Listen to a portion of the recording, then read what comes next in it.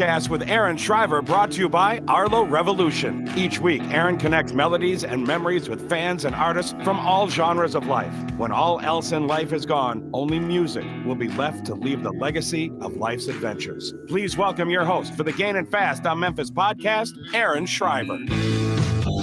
Hey guys, what is up? I'm ready for a nice Sunday night show. It's gonna be a fun one tonight. Good weather. We just went to a drive-in in Wisconsin. Got some dinner tonight. It's kind of nice. Got some mozzarella sticks in Wisconsin. Can't beat those. That place was pretty good. How are we sounding? We a little off? Yeah, sorry. We're checking sound, guys. Welcome to the show. We're gonna keep checking, make sure we're sounding decent and see what's going on. I don't know. Everything's showing. Okay, I think we're good now. Are we good now? Yeah, it's probably just because you're still talking. We're on that delay. Yeah. Well, sounds good. All right, if you guys are in the chat and you guys are watching, drop us a thumbs up. If Tell us where you're listening from. Yeah, let us know where you're listening from tonight too. We're gonna head and get rolling. I'm excited. This will be a good one tonight. Yeah, I would say that every week. This is gonna be a really good one. I know. I'm excited. All right. Hello and welcome everyone to season 6 of the Gaining Fast on Memphis podcast, a place where we connect melodies and memories. I'm your host, Aaron Shriver. And I'm your co-host, Jillian Shriver. Our mission tonight is to provide a platform for motivated singer-songwriters, passionate fans, or someone who's making a difference in and around the music community.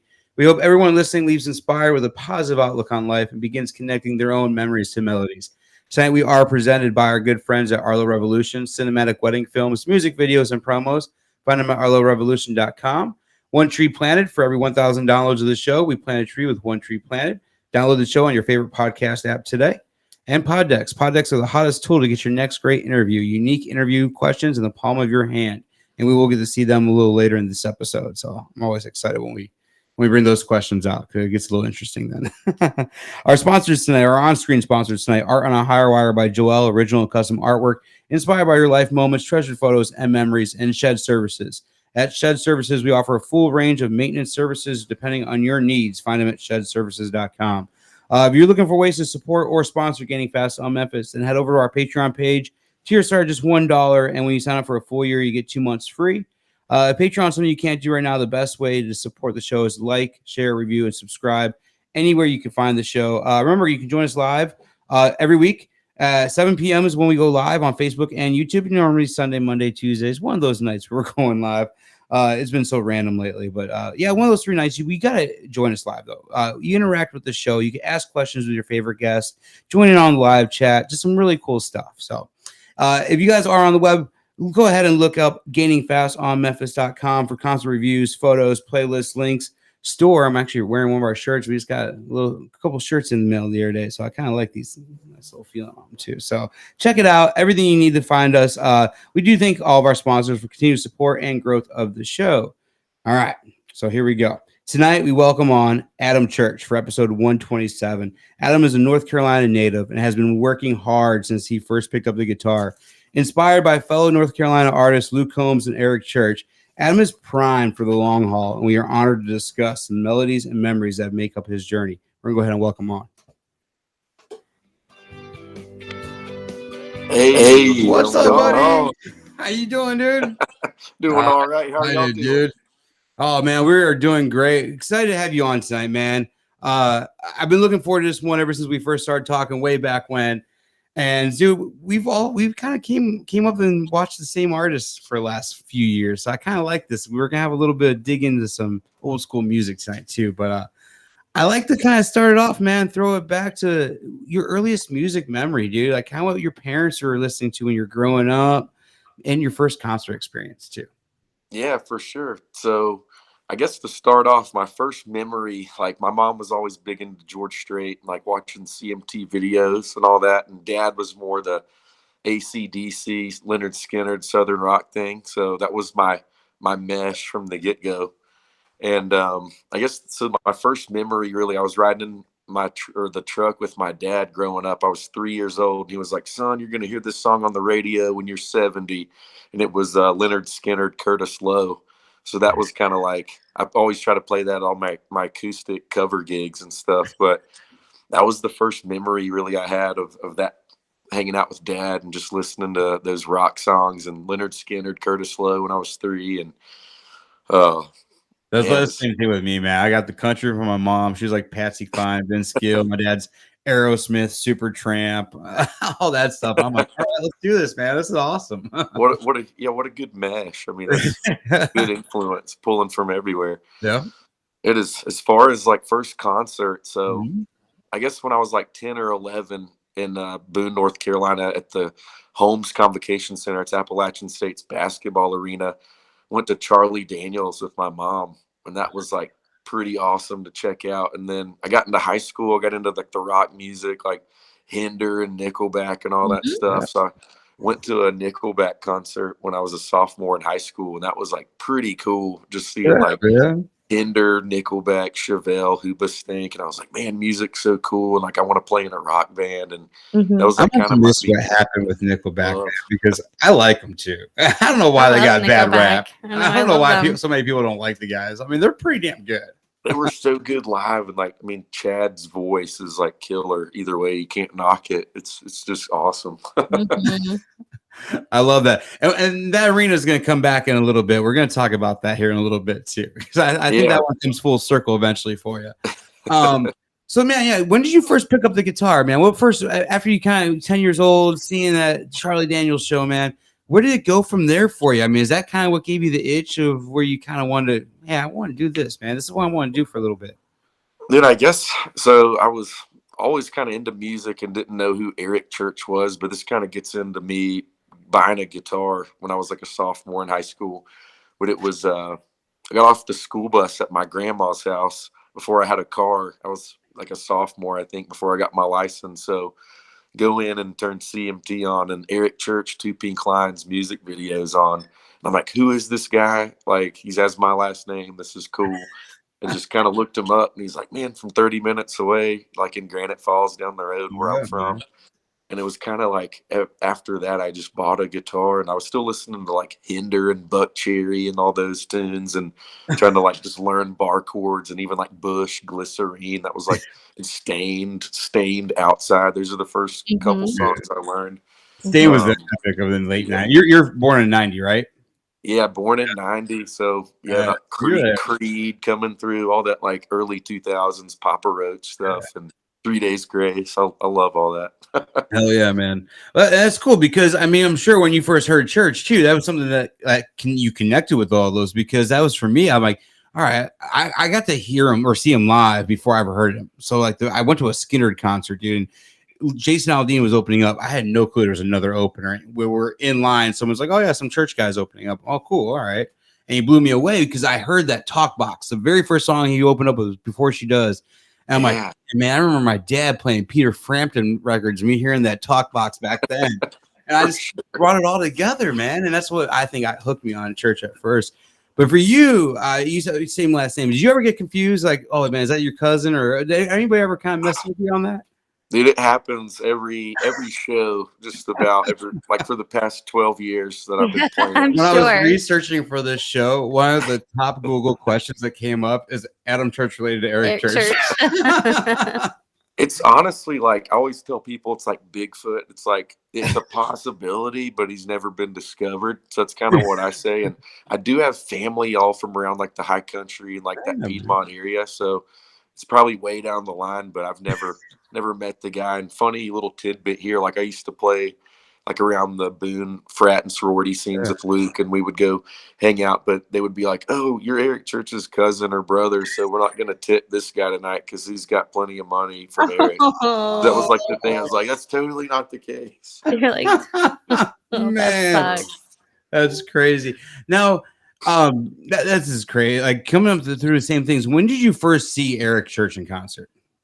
Dude, so this was like the defining moment that made me want to get into music. So my hometown of Boone has a little concert venue called Legends, and you might have heard of it in the past, but it's funny that night, like Corey Smith was playing like the night after, the night before, and Eric was like, I just turned 18. You had to be 18 to get in. But I go to Legends. It was the Carolina album release party that night, which was insane. And so everyone got a free copy, played Sinners Like Me and Carolina back to back, and used to close with Those I've Loved at that point. That was like the era right there of Eric's live shows for me, like for just watching that rawness. But so he played, I just like broke up with my girlfriend from like 3 years in high school, and Can't Take It With You was like my jam right then. And he played that on stage, and I'll just never forget feeling what I felt when I heard that song. And I was like, I want to do that. I want to do what he's doing. Like, I capture a crowd with these real words, and it's insane. And funny story too, I've been like writing with some guys in Nashville to build an EP, and we'll talk about that later. But Jonathan Singleton and the Grove opened for Eric Church that show. So it's like I wrote with Jonathan last week or 2 weeks ago, and he I was like, man, you were in the room with like that Eric was in, that I was in when my dream started. Now we're getting out with you and write a song with you. It's like a dream to hang out with Jonathan. And that's my first Jonathan too. I've known him for a while since then, and it was really cool seeing how that all shaped up, because that's back when he was doing the artist thing, and that's what he didn't really know what he wanted to do. He loved being a songwriter. He didn't know he wanted to try out the artist thing too, and dude, they had it, dude. The Grove had it. Yeah, they were fun. Yeah, they were so much fun. And you've been writing with Jamie Davis too, right? Soul Gravy? Oh, Jamie. Yeah, Jamie Davis and Soul Gravy. He's been on, but the majority, I'd say 70% of the songs I've written since February. We got very lucky, and we lived down in Corinth, Mississippi for about 5 years, and Jamie Davis is from that area. He played Tupelo all the time, and that's when I first started hanging out with the Singleton guys and Andy Dixon and all those guys, and I got to know all of them real well. And Jamie Davis, man, that's one of the most underrated guys that's in the music industry right now that people don't know about. I mean, you know about him, but I mean, the songs we've written have just been all top notch. And we wrote a song this like 2 or 3, I guess like 4 or 5 days ago now, this past week, and he's just top notch dude. And like we just vibe because we're just kind of like good old boys, and it's good to get out there and just hang out with these dudes that are kind of just like you and come up the kind of the same way, just small town kind of vibe, nothing crazy, like just low key and just do your craft. But that's Jamie, he's the man. I love that. So you're 2010-ish, you see Eric Church 2009, around there, Carolina days. Did you know Luke before this? Did you already know Luke at this point? So that concert, it also sparked Luke's interest in Eric, because he didn't go to that show, but I didn't know who he was, and he was a freshman at App State, and I was in high school at Watauga High School still. So his roommate, I believe it was Andy Stoker, name drop on here. He's a great dude. He went to the concert and reported back to Luke. He's like, dude, you got to check this guy out. So Luke got into the Carolina album, and then like a short year later or so, I had transferred back up to Appalachian State, and I'd been doing YouTube videos and playing with one of my buddies, Blake Beeson, around Boone. And Luke was like, hey man, we should do a YouTube video. And he'd never done video, like any shows or anything. So we went to his house and did the I Don't Want This Night to End video that first night. And so after that, we kind of joined forces and made the duo. And so I kind of like introduced, he booked his own first show, but I kind of got him out there playing his first gigs around Boone with me, and I would play like 80% of the guitar, and he would like kind of, because he learned a lot through then just jamming around with us. And that's kind of how it started out, and that sparked Luke's interest that same night then that his roommate went to that show. Getting back to that. So I gotta ask you this then, because this is probably around the time this probably happened. How big of a celebration was it the night you upset Michigan? Oh man, I was in I guess it was high school then, and I was a ball boy for App State's team, like when they were at home games. So that was just a huge moment. I remember going out with buddies to like this Mexican restaurant and ended up leaving because we're probably not going to win this. And I go back home and I turned it on and we just won. So I missed the ending. But I remember they carried like the goalpost through town, and just like it was a barn burner up in Boone. It was days after that happened. We were in line in Flint, Michigan at the machine shop, a good handful of us for an Eric Church concert. FedEx pulls up, big box. They're like, oh, we're looking for so-and-so, and they're looking for Eric's tour manager. I'm like, what is this going on? Eric had an App State jersey overnighted to him in Michigan when he was playing, and he walked on stage for his encore wearing an App State jersey and a Michigan hat.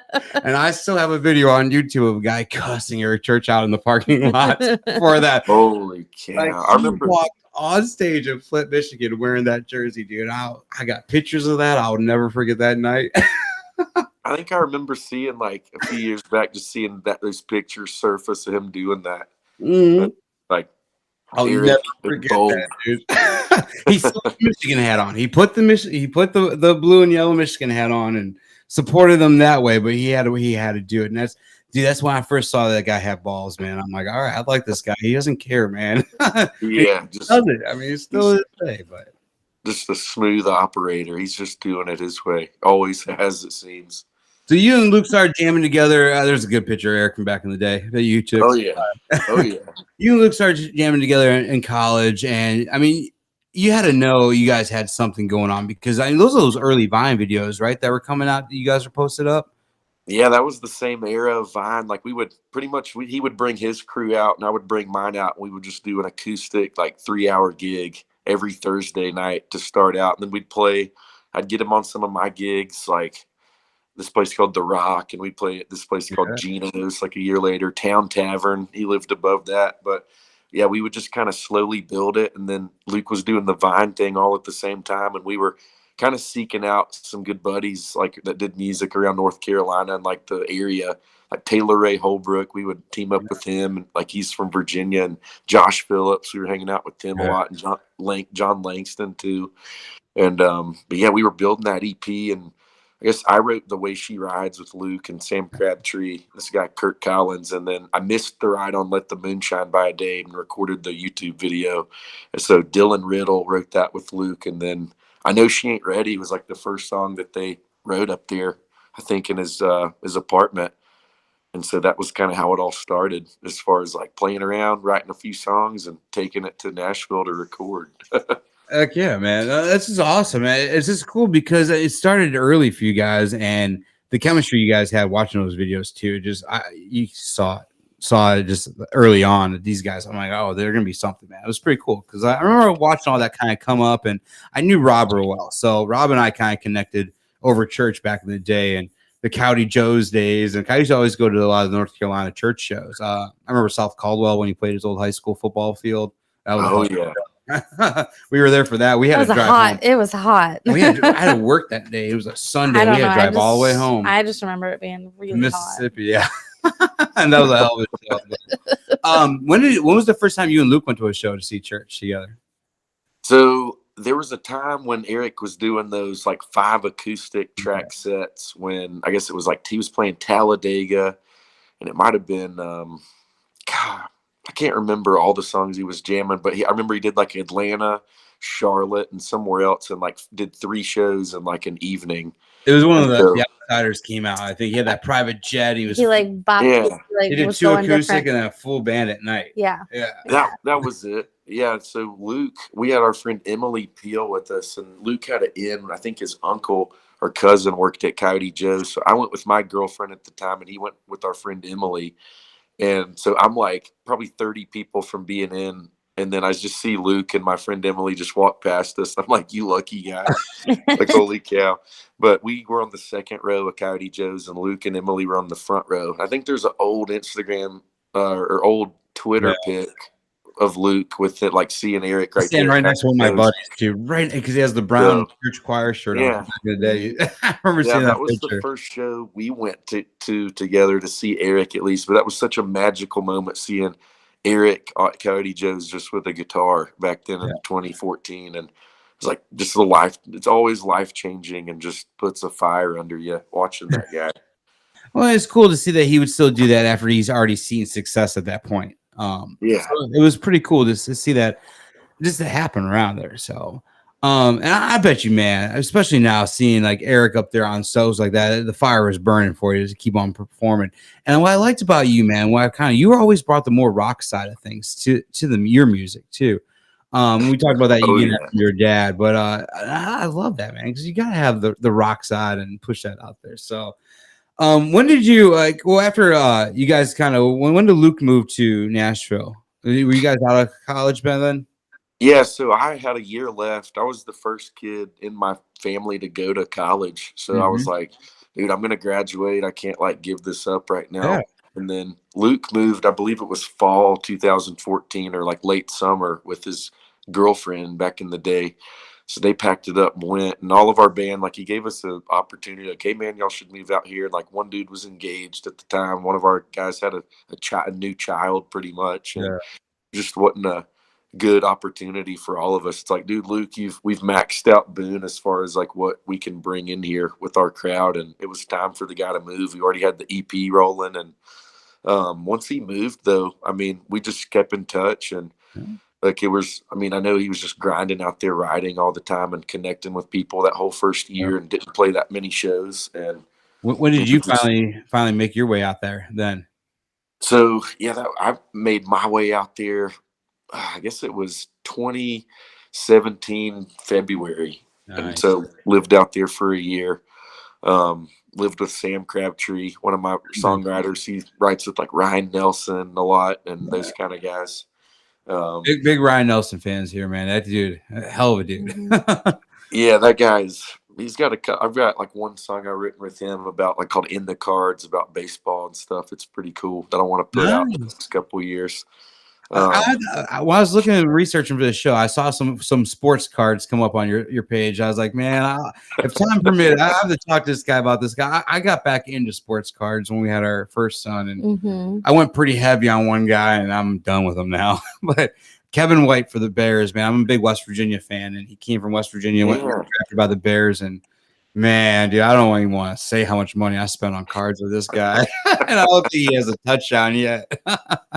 Oh, Total flop. Yeah, so He got like, all injured right. that first year. Mm-hmm. Yeah, I don't think you played that first year. Never came back. Nope. So, but yeah, I was heavy in cards. I still got some on the wall. I got some Bears and Cubs stuff. good memorabilia, good keepsake stuff, whatever, collectibles. I love that. I love that, man. So you're in Nashville for a year or two before you came back, or? Yeah, so I was there for the year. I started working at Belmead Country Club out there, Nice. and I knew the old, like the head pro, and I guess director of golf from Banner Elk, North Carolina, where Eric's kind of like living now, doing his thing here and there. But worked there for a year and wrote some songs, and just kind of was getting my feet wet in like the writing stuff and hanging out in these like up and coming, like going to Midtown and going to Whiskey Jam and doing all this stuff, and I was just kind of learning the process, and that was up until like a year later in January 2018 when I went to Bridgestone and had this incident at this rock concert that sent me back to North Carolina. Well, I was going to ask you. I've been to a lot of concerts. I don't know. I haven't broken a leg yet, but how did this happen? If you don't mind talking about it. Yeah, for sure. So it's kind of crazy. It was Avenged Sevenfold, Breaking man. Benjamin, Bullet for My Valentine. And I went with my old original like drummer with Luke, and like he was living in town and just doing stuff. And I sat in a different section because he had like free tickets, and the one was just oddball for me. So I just watched the whole show, and there's like maybe a few songs left in the set for Avenged Sevenfold. Like I'd probably had like just a couple beers that night. Wasn't even like anything crazy. And I was like, I'm gonna go behind the stage, like in this roped off area, just like blacked out behind the stage, and get some cool Snapchats and videos of like the band. So I sneak down there and get cool shots. And then when I'm walking back on the concourse in like the dark, I like step around this rail because I think I'm like on the main concourse going around, and I just fall through this hole and end up just falling for a while and just hit the ground so hard. And I like feel like I try to get up, and I just like, no, I'm good. And I wake up to a Nashville like fireman just like shaking me, be like, hey man, are you okay? And I'm like, yeah, man. So I try to get up. He's like, wait, man, you just broke your leg, dude. So that's kind of how that played out, and went to Vandy, had like emergency surgery, and stayed in the hospital for 2 days because my back was super bruised from just landing on the concrete, and my leg was broke, and they just put a rod in it. And my wife now, but fiance at the time, flew in. She was doing busy season with like taxes, not really taxes, but just accounting. And so that was just a whole crazy thing. And I written going back to Carolina, the song I put out like Yeah. couple months before that. So it almost like rang true that happened, that I went back to Carolina. You wrote your own karma on that one. Yeah.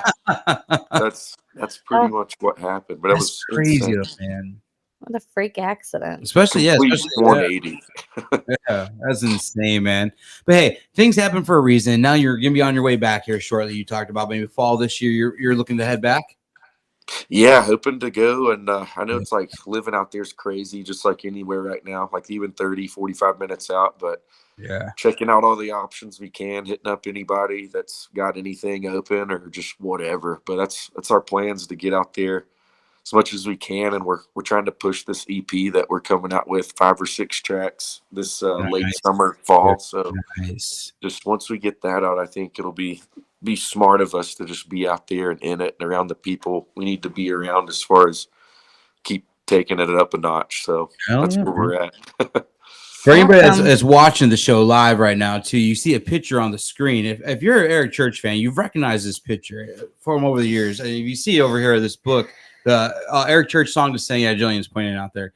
That's the cover shot for the Song to Sing book for Eric Church. You're on that cover in the left-hand corner there, ain't you?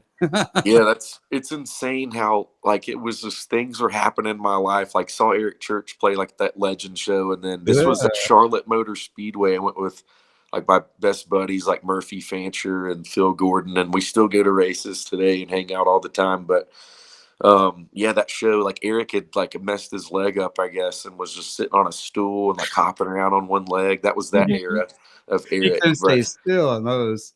Yeah, it was like Little Smoke was like just popping right then, I think, too. But yeah, that picture was taken, that book came out, and I saw it at one of the shows, and I was like, there's no way that I'm on this. And it was like so meant to be, that Eric's like my guy. And see, now you just got Eric to sign one for you. Be like, dude, this is me right here on the cover. Yeah, it's like I want Eric's signature and then my signature, and that's like that's my goal to have on that book. Yeah, that'd be awesome. That's cool as hell. And holding the boots up, I love that. How they captured that, dude. That's just perfect. So I want to throw that in there while we're doing that. I'm trying to rush through because I definitely like to talking with you, but I know I want to move on and get man, it's all good before we wrap up. So I kind of throw another question before you kind of wrap up talking about more about your career. You were wearing a Duke hoodie in one of these pictures. So how big was this Final Four for you? And would you have pulled the same thing that our good buddy Church had pulled if you're in the same situation? Would you have done something like that too? Man, I guess so. First off, I've been I guess so-called Duke fan since high school. My first girlfriend, huge Duke fan. We watched them play like a couple times, and like I've kind of gotten out of it more just because I'm so busy doing music stuff. Then I'm more just like love baseball, always have. But I mean, I always pull for Duke over Carolina. It's just like the way it is. Kind of like Ford or Chevy, Duke, Carolina over here. But man, if I was in Eric's shoes, I mean, I probably don't understand or comprehend on the level what he's had to deal with to make that decision. Exactly. But I guess if I had to make the call right now in my shoes, I wouldn't have done something like that. But at the same time, I don't judge him for that. And it's like it was a family move. And if that's something super serious to him as far as that, sharing that moment with his people and his friends and family, like, I guess more power to the guy. And and the way I looked at it, I mean, I looked at it kind of the same thing. I mean, I'm a family guy, and I looked at it like making that memory. Like, there's going to be more concerts. You don't know if there's going to be more of the Final Four games. There's going to be more Duke Carolina games for sure. But the Final Four, everything else, that was cool.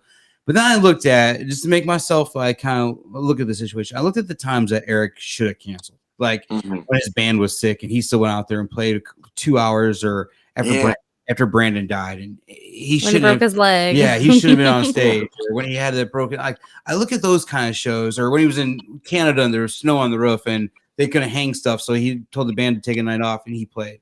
There was just a lot of times. I even think it happened in Pennsylvania this year. That's when he had Morgan Wallen come out. So I was like, you know what? For all the times that you should have canceled, you know what? You get a mulligan. You get one. You get that one, dude. Like you can take that, and I think it's cool. I think he's gonna make it up for sure. Like he has some tricks up his sleeve for that makeup show. So he's gonna make do. So I think he's gonna be all right. But I bet he's gonna blow that show out of the water, at least for the people that can come back. And then I bet even after the fact, like if there's a sore taste in anyone's mouth, like Eric's always been like, at least the dude, like if I could ever think of anyone to do anything about it, because like we have this love for the guy that I feel like he cares. Like, and Yeah. it wasn't just like a move saying like I don't care about my fans. It was just a Yeah. you got to do what you got to do moment. Mhm. I'm just glad. I'm just glad North Carolina won that game because he would. I know that would have been just. Oh man, I mean, I was kind of like, I guess the North Carolina team goes at this point. I know that sounds like sacrilegious to say, being like Carolina Duke, but whatever. It is what it is now. I know he said that he knew he was in trouble. I saw an interview with him. He knew he was in trouble when he was leading on ESPN. As he was in ESPN's number one story one night. He said he knew he was in trouble. I like that's funny. So man, you've been grinding for years. You got a really cool opportunity by what we talked about earlier, the Charlie Daniels moment. The first concert. You got to go back there just recently and play a show. During a basketball game or a post show, right? Yeah, it was post men's women's doubleheader. Got to play an hour set with a couple of my dudes. We played with Luke back in the day, and I've got some other pieces I've been playing with for a little bit. And I mean, there was probably 1,000 people in there. It holds like 8,000 or so, a little more. But like, there's probably 3,000 to 4,000 in there during the games, and we knew people would like file out if they weren't like into country music or whatever. But keeping a grand of people in there just to like watch us play was huge for us, with only one song out like on Spotify and like a video and stuff, really. So it was super cool to do that. And that was back in February of this year, not that long ago. That is so cool. Now the new music video and Luke's one of his recent singles. Did you know all that was coming? Did you know you were going to be featured in that video? And so what did you know about all of that? The story behind that, like I'd heard the song because Luke will, like when we hang out, like I'll get lucky or blessed enough for him to just show me some new songs he's kicking with or demos, and he showed me that one a while back, and I was like, man, this is insane. And then we hung out last October. I was gonna record some music and do some stuff, and we ended up hanging out and just like connecting like old times for a couple of days. And 2 weeks later, I got a call from TA Films, who does his video work, and we work with Aaron Connor still from App State. Used to do the App State videos, a lot of mine and Luke's early stuff, and man, it just kind of was crazy from there. How we went from there. I kind of just lost my train of thought. Get me back on track. I'm sorry. Well, we're talking about the music video, but also as a music video, going back and playing that stadium with Luke. And then Neil come out there and play a couple songs and go out there. Tell me about that experience, about this being full circle for that too, going back to App State, playing that huge show with Luke on that stage. Yeah, I'll wrap this into the doing this video, how that came about. So that whole show for the Kid Brewer Stadium was in the works for about 3 years. And I went on tour with Luke for his birthday, 2019 Beer Never Broke My Heart tour. And he was like, what do you think of this idea? When we were riding on the way up, he was like, what about Adam Church Band opens for Luke Combs? Luke Combs opens for Eric Church in Boone. Like that was the dream lineup, like right there. And obviously things happened and COVID does its thing. And I think Ashley McBride was on the bill then, which was like super cool because that would have been cool to like get to meet her. Oh yeah. And Drew Parker was still on there. And I guess Ray Fulcher got added in place of Ashley McBride. But yeah, the show was in the works. I was prepared. I knew I was going to have my 20 or 30 minutes for like 8 months till that night. I was just like thinking, what songs am I going to do? Mentally preparing myself for this crowd. And it's like my hometown. And it was just, Luke pulled me to the side after I was done because he watched from like the top suite and was like, it's like, dude, you can do this if you want, man. It's like, you've had this dream longer than I've had, man. It's like the story that we have together. It's like no one can take that away from you or us, man, because this is us. This is our thing. So it was like super cool to hear. And wrapping that back, like with doing this video, hung out with Luke back in October, like right after a month after that gig, and talked about my career and like really what I'm thinking about, what I want to do. And it's pretty much go time if I want to do some stuff with it. And as far as getting on the ball and doing some writing and getting music out, and get a call 2 weeks later, like late October, early November, about doing this video for this song. I didn't know it was that song per se, but the film crew came and filmed with us for a couple days up in our town, and they'd sent us the track. So I was playing Doing This along in my living room with my family. And then there's a little clip playing at River Street Ale House in my hometown. We're playing there this Saturday in Boone, but I had an earpiece in, and they're filming the video, and no one, like the crowd's like, we can't hear you. And not even my band knew what was going on. They just knew a film guy was shooting video. That's kind of how that worked out to be in the video, was just reconnecting with him. And just, I guess that was his idea. And maybe, I don't know if Sony was involved. Yeah, Sony was involved on just the call, and they were like, we think this is great. Let's roll with it. And they used that footage from the show in Boone at the football stadium all throughout, and the Let the Moon Shine video with some of my old band members that I still have. And man, it's insane. Like, I just think back of just like when I started playing music, and just the dreams I've had, and just how, I guess, big believer, big Jesus guy here and there. I'm like not the most religious guy, but it's like God's like done so many crazy things in my life. And it's like, man, I just gotta keep grinding and respecting this process no matter what happens, and just see what can happen in my 20 to 30 years, what can happen from 30 to 40. Like, it's insane. So I just rambled on right there. No, you're good. I think it's amazing. I love that. I love that you're going back, man. I love that you're going back, and you're going to chase that dream and keep going for it. Because, like I said in the intro, I think you have the long haul. You're here for the long haul, man. You have what it takes, dude. Your music is freaking badass. You're a hell of a damn good writer, dude. One of the best ones out there, from what I've heard. And dude, honestly, you belong out there doing this. You belong grinding it, and I love that you're going back and you're gonna give it another shot out there, because I really think the good things are gonna happen, man. You have a good circle. You have a damn good circle around you. I mean, the guys you're talking about, Fulcher and Drew Parker, Still Matthews, all these guys that we've been talking about tonight. Ryan Nelson, I know his name came up. Hell of a good circle out there, guys, man. So I know I've been seeing you out there jamming on the whiskey jams too. So I mean, let's give me some good jams out there. That was this past Monday. I had my buddy Hayden Kaufman. I don't know if y'all have had him on there. I'm sure he would do this podcast. He's killing it right now. Yeah.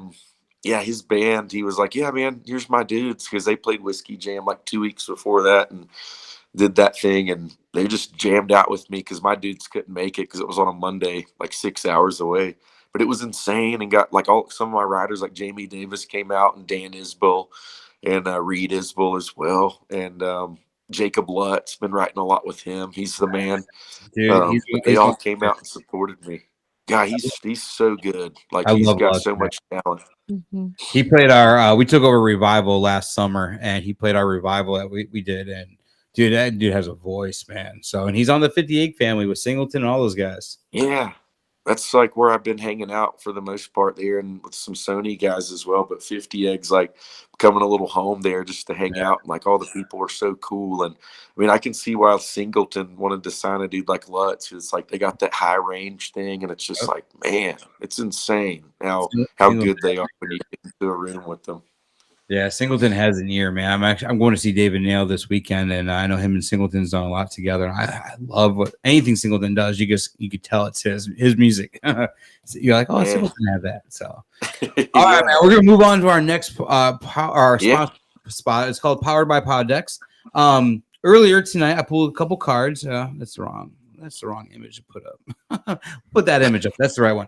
Powered by Poddex segment. Our first card we pulled was, if you could go back and uninvent something, what invention would you erase from history? Man, so I was reading that question, thinking about it. So I don't know if this answers the question perfectly, but I would say I would uninvent maybe the process, or just how quick technology has evolved. Like, say, like, I got a cell phone, like a flip phone, when I was 16. And it's like, you look around, and then 6-year-olds have iPhones, like 13s now. Yeah, I guess if I could word that in a way to say, like, maybe decrease that whole, just like, let's just take a step back and like ease into this. Yeah, that's what I would say. I don't know if that really answers it, or analogy or whatever, but that's what I would say. I was thinking the same. I was too. I was born in 82, so I grew up 90s too, and I think I think I would love to have AOL for like another 4 more years. Like just delay the AOL. internet. Yeah, I delay don't the even know internet. about- Slow the internet down just a little bit because I think the internet I think the internet changed the pace of a lot of things in life. Oh, Like the kids don't go outside and play no more. I remember like, hey, streetlights are coming on, you're coming home. I remember that back in the day still, and I don't think the kids know that these days. So. I don't know. I would. I'm on the same boat. I would delayed it, kind of pushed it back a little bit. Maybe it would slow down the process. Maybe I don't know. Maybe a few more years of dial-up.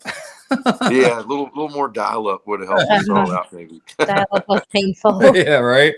Your mom pick up the phone and kick you off. Yeah. I used to love that. Our second one: is there anything about the way you were raised that you hope to do differently with your kids? So, for instance, I've shared this one before. I had tickets for third championship. I think the Bulls won. I live in Chicago, so growing up, we had Game 7 NBA final tickets. Like they won it that night, and my dad refused to take me because the year before that they were flipping cars and all this stuff. Like we never went to the city, so that's something to me. I'd be like, hey, that's cool. That was his decision, but that's something I'm not going to limit my kids. Like if we get an opportunity to do something like that, we're going to go do it. So like, I'll do differently. But so that's kind of like the question. So yeah, is there anything that you were raised that you hope to do differently with your kids? Man, honestly, like I read that question earlier too, and like I have a daughter now, like 2.5-year-old, and man, just I look back and my parents are right, like literally about 99%, 99.9% of everything, like from just when I was a kid to high school to college, and like I was the kind of guy like. Kind of like the goody kid through high school and like didn't cuss, didn't smoke, didn't drink, and just like because I was like pretty straight laced, and then go to college and you do your experimenting or whatever, but didn't go too crazy. But I just like think back to moments like how I was raised, and just the older I get, it's like my parents have been together like 38 years or something like that now. It's just, man, just the way that they bond and are still like tight. It's just like good. I mean, there's nothing that they've done over the years that like hurt me. I don't think in any way as far as like my growth. If anything, it just grounded me and just kept me like in a moment when I'm like 20 years old out at the bar playing a show. It's like, I know to be responsible and not be this crazy animal out here. Right. I'm just a human. And so I had the best upbringing. I want to write mom and dad songs for life just because like they were so good to me. And it was just a great upbringing. Honestly, I remember my dad, this is like last little story I'll say about it, but he like spent his whole paycheck on like a ball glove for me in high school to go play in like this state tournament game. We weren't quite there, but it was like the first or second round. And I was like, man, they just care so much. When I look back, it's just like they just wanted nothing but the best, and that's what I want to do for my family and my child. And I have no take backs for what they did in mine and my sister's life. So go Phil and Dolores Church. I love it. You played baseball for a minute too. When I was doing the research, I saw that you were playing baseball for a little bit, man. And I played up until I think I discovered weed and women. It's sophomore year in high school, and I'm like, you know what? I'm going to take a couple years off. I didn't play no more, but I know I was always hanging out with the guys, and I don't know, I was too cool for baseball, but I used to love it. But you played pretty competitively for a little bit, right? You thought you were too cool for baseball. Let's be honest. Too cool for baseball. Too cool for school. I played like all through high school, and like I played basketball like until sophomore year. But I was like the kid that was like 5'10" in 8th grade, and I could dunk like 8th grade summer. So I was like, I'm gonna be the star like basketball player, and then just quit growing at like 6'1", 6 foot tall. But I could still like I was athletic, and I just was a catcher in baseball. Could always hit. Didn't have like the greatest like 90-mile-per-hour arm or anything. I could throw like low 80s probably, but was always hitting in the 3-hole. And went to college, played East Tennessee State for a year. And I quit there before the season, went to Wilkes Community College, met some great buddies there that I still have for life. And just, and you've been busy your whole life. I love that. Being busy. It's awesome. Hell yeah. It influences the writing hard. So it's not music, it was baseball. And if it wasn't that, it was baseball cards. So that was it. I love that, man. I love it. All right, so our next segment, Melodies and Memories. I'm going to play like a 5-6 second clip of 4 different songs. The first memory you have with this song, or the first thing that pops to your head when you hear it, we'll talk about it real quick. All right. Okay. hit the green one. We're gonna bring back some memories on this one.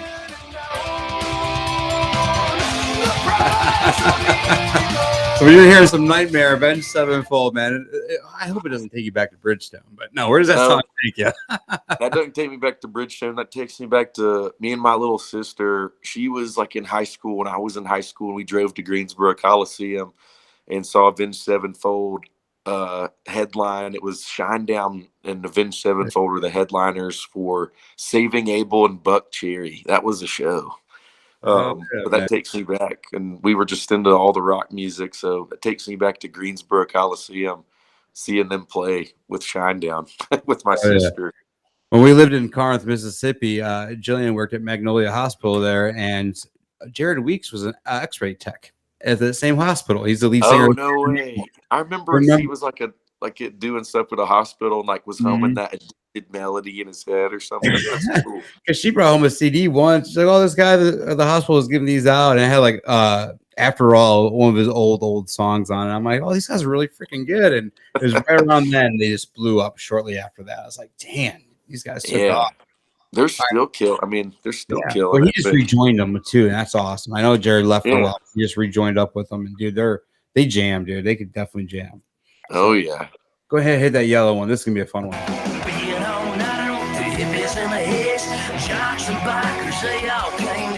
All right, so when you hear that Brantley, man, where's that taking you?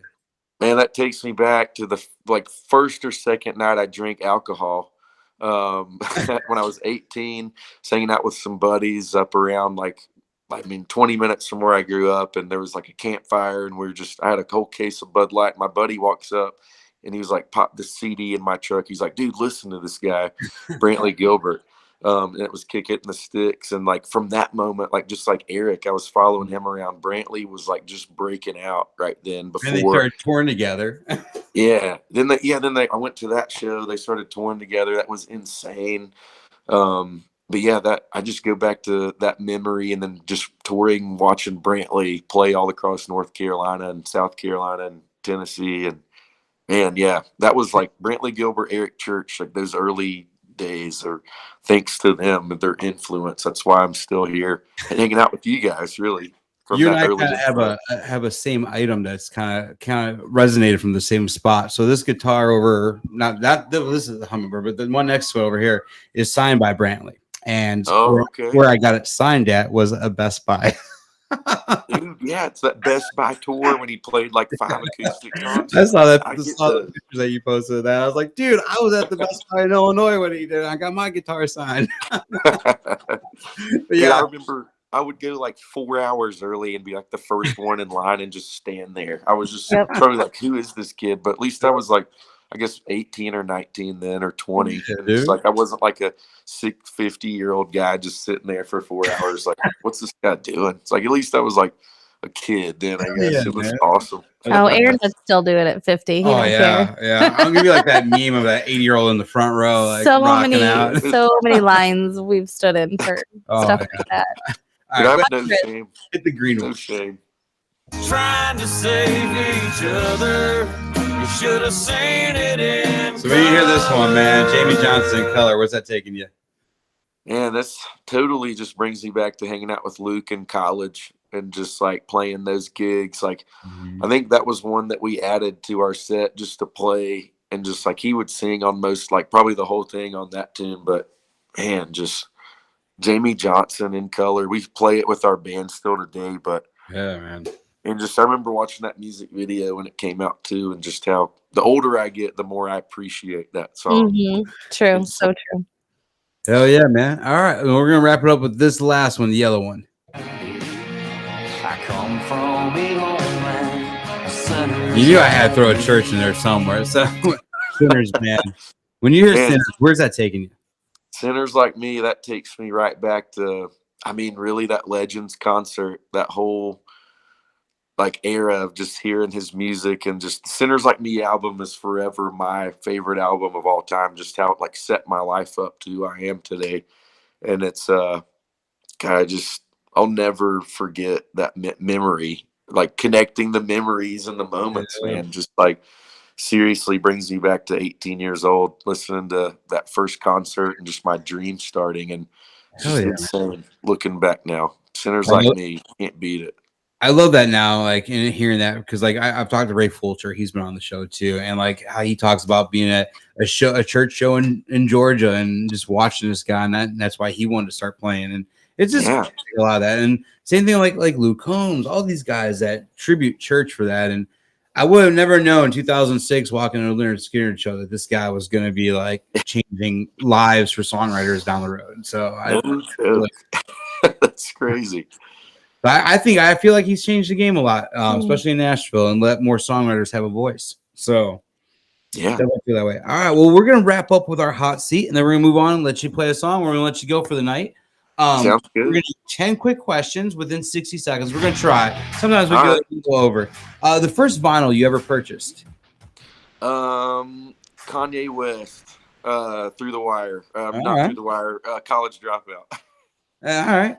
Get that up. Yeah, there you go. All right. If you had an endless supply of something, what would it be?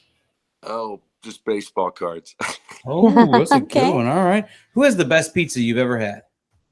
Oh, say Capone's Pizza, Boone, North Carolina. Okay. I like that. The strangest thing you've ever seen in the middle of the road? Oh, I've seen a chinchilla before in the middle of the road, I swear. Oh, all right. You rather drive or fly? Oh, let's drive. Hell yeah, man. What's one thing people buy that you feel is a waste of money? Just way overpriced water. Yeah. What's one song you wish you wrote? Oh, Doing This, of course, just Hell for the yeah, life of it and everything. But that's huge. So your vacation location, where are you going if you just want to kind of escape from reality for a couple of days? Where are you going to go? Man, honestly, just stay local in the mountains of North Carolina. Keep it real here. Hell yeah, man. That's probably what I'd be doing if I lived out that way. What's your favorite microwavable food? Ooh, it's hard to beat the Russell. It's not Russell Stovers. That's chocolate. The Stouffer's anything's pretty good. All right. Cool. All right. And then last but not least, so you got to do some cool stuff. Whiskey Jam, play full circle at the stadium and the arena. What's something that's still on your bucket list that you kind of want to just accomplish before you hang up your guitar, man? Dude, play the Opry one day. Like I see Ray Fulcher do it, Drew Parker, Jordan Fletcher, one of my good buddies. It's like, man, it's like not like every week that goes by and like the shows I play and just the people I meet, fans, and just more people that come along for our journey. It's like, it's not so impossible to get there anymore looking at it. And I just know if that ever happens to get to do that, it's going to be tears of flowing. Tears are flowing. We'll be there. If you make it, we'll be there. We'll come and we'll make sure we're there. We're just cheering you on the whole way, man. I'll be there. 100% VIP for life. I'll be there for your debut. With people like Jelly Roll and stuff that the Opry's bringing on, it's just awesome that they've opened up and they're allowing rockers and rappers and all these different people on the stage now, and I love that. So you'll get there. You'll do it. Shooting for the moon, baby. Shooting for the moon. Well, man, what song you want to do for us tonight? I'll give the stage over to you and let you kind of tell us a little bit about the song you want to do. And so this, I wrote this with Jamie Davis and Jacob Lutz actually like about a month ago. And this one's called Poor Decisions, Pour Decisions. So this is like a cool tune. Gets well received. We jammed it last night with our band, but I'll back up a little for you. Hope you guys like it. All right, buddy. Can y'all hear me good still? Here we go, baby. Poor Decision.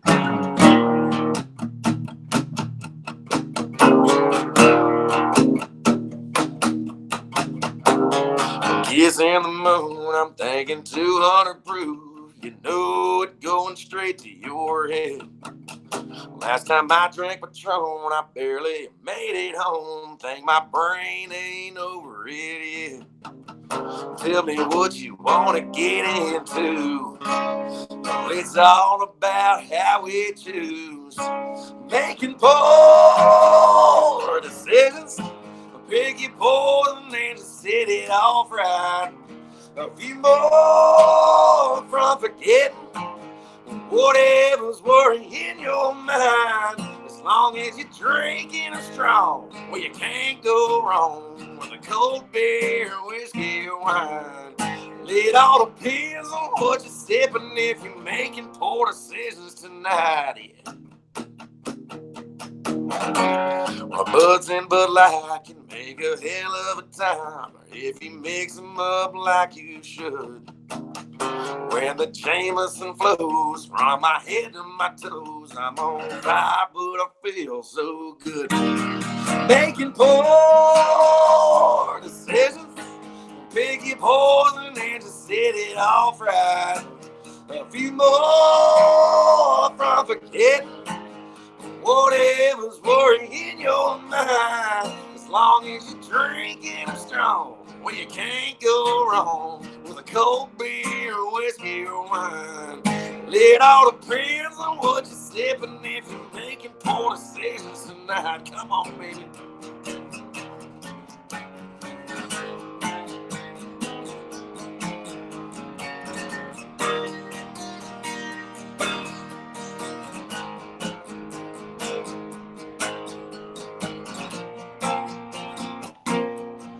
I just need a drink, buddy, how about you? Well, it's all about how we choose. Gainin Fast on Memphis podcast. What are y'all choosing tonight? Well, I'm making poor decisions. Piggy poison and just set it off right. A few more from forgetting whatever's worrying your mind. As long as you're drinking a strong, well, you can't go wrong with a cold beer, whiskey, or wine. It all depends on what you're sipping if you're making poor decisions tonight. It all depends on what you're sipping if you're making poor decisions tonight.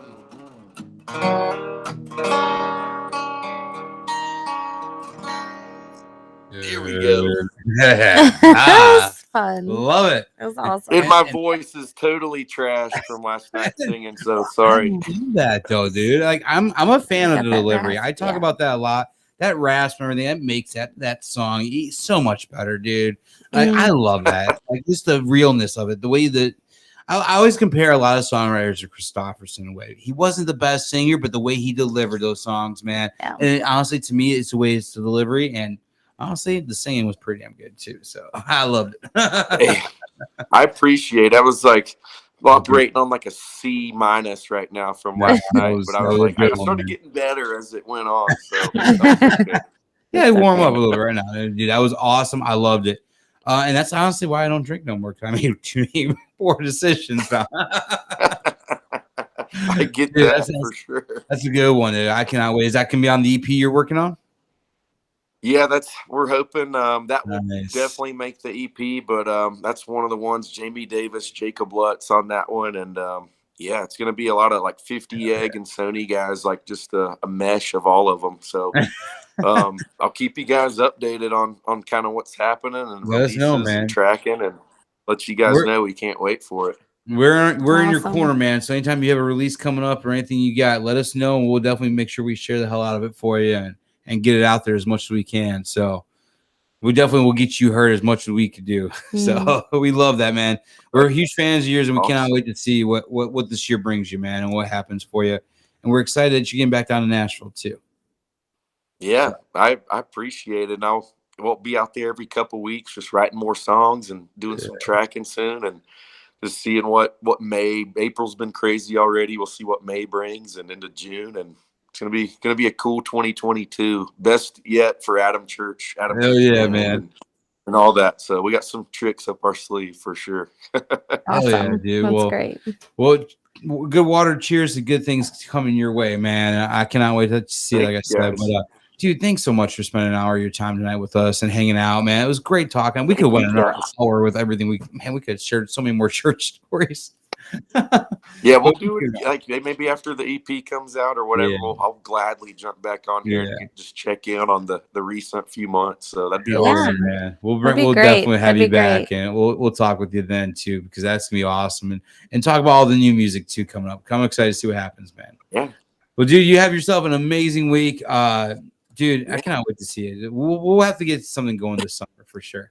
Get something. I want to see you with the band, dude. We'll send you guys the dates, and it was an honor to be on here, you guys. I really appreciate it. Well, thank you, dude. You have a great night, man. We'll talk soon. Take care. Y'all take care. Have a good one. We'll see you too, brother. Thank you. Later. That was a good one. Yeah. Dude, this is a good story. Mm-hmm. It's cool. I didn't know. I have to go back and look at that. I didn't know he was behind me. Yeah. I just want to see the second round. Yes. Okay. That's cool, man. It's cool to hear this journey. Anything, you surrounded with other stuff.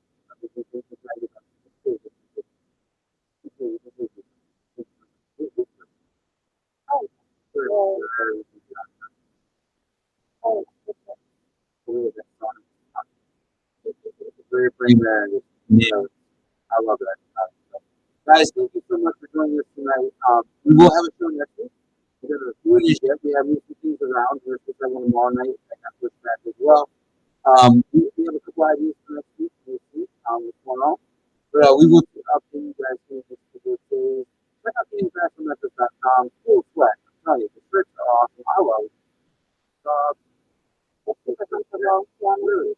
This is one that actually this is the one for the writers. We have some of the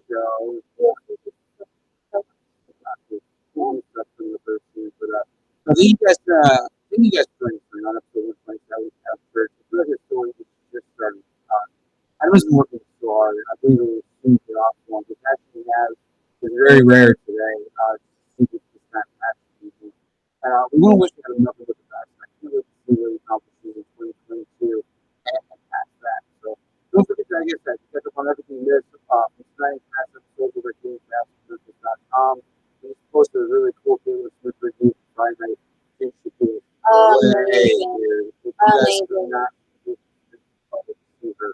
Check out the pictures we shared, the article we shared today around Gainin Memphis. It's freaking amazing. One of the amazing songwriters out there.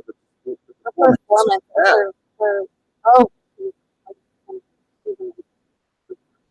That's pretty big, y'all. That's pretty big. I was like, earlier the whole time.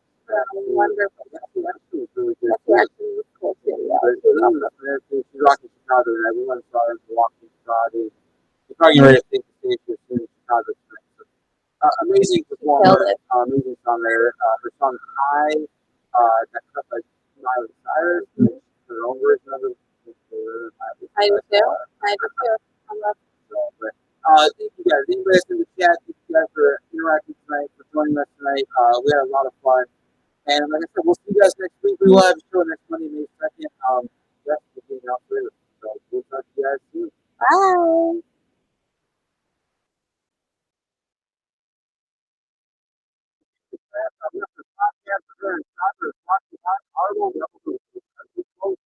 Another chapter. Remember, Jesus is the hope in the universe.